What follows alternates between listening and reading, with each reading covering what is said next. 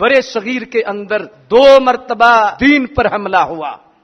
ایک مرتبہ نظام مصطفیٰ پہ حملہ ہوا تو اس وقت اللہ نے حضرت مجدد الفسانی کو بھیجا، اور اسی بڑے صغیر کے اندر 11ویں صدی کے بعد 14ویں صدی میں مقام مصطفیٰ پہ حملہ ہوا، ادب مصطفیٰ پہ حملہ ہوا، نبی پاک صلی اللہ علیہ وسلم کی ذات پہ حملہ ہوا. اس وقت نظام مصطفیٰ پہ حملہ ہوا، لیکن 14ویں صدی میں مقام مصطفیٰ پہ حملہ ہوا کہ بہت سے مولوی خریدے گئے.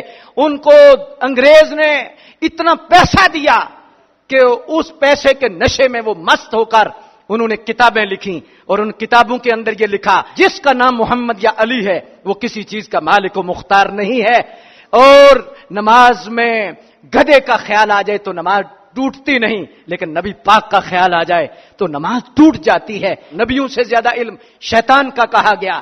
اللہ اکبر جل شانہ. یہ خارجیوں کا فتنہ، یہ رافضیوں کا فتنہ، یہ جتنے فتنے تھے مقام مصطفیٰ پر انہوں نے حملہ کیا. اللہ اکبر جل شانہ.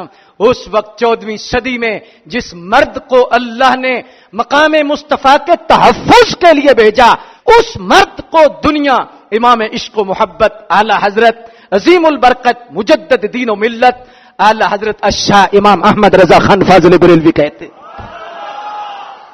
اس وقت آپ نے پھر ایسا للکارا مجددانہ کردار ادا کیا. آپ نے پھر عشق مصطفیٰ کا ایسا سبق دنیا کو پڑھایا، اور دنیا کو پڑھا کے یہ بتایا، فرمایا دین نام ہی عشق مصطفیٰ کا ہے، دین نام ہی محبت مصطفیٰ کا ہے.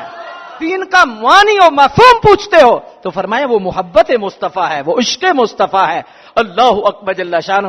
اور پھر اپنے کتابوں کے ذریعے، تدریس کے ذریعے، تقریر کے ذریعے، اور اپنی زندگی کے ہر لمحے میں جہاد کے ذریعے یہ دنیا کو بتایا کیا وہ جو نہ تھے تو کچھ نہ تھا، وہ جو نہ ہوں تو کچھ نہ ہو، جان ہے وہ جہان کی، جان ہے تو جہان.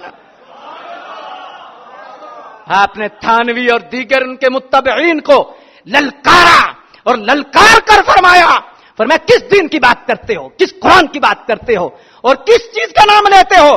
فرمایا سرکار کو بیچ سے نکال لو، کیا دین ہے؟ حضور کی محبت کو نکالو، کیا دین ہے؟ فرمایا دین کس چیز کا نام ہے؟ فرمایا زمین و زمان تمہارے لیے، مکین و مکان تمہارے لیے، چنین و چنا تمہارے لیے، بنے دو جہاں، دہن میں زبان بدن میں ہے جان، ہم آئے یہاں اٹھے بھی وہاں.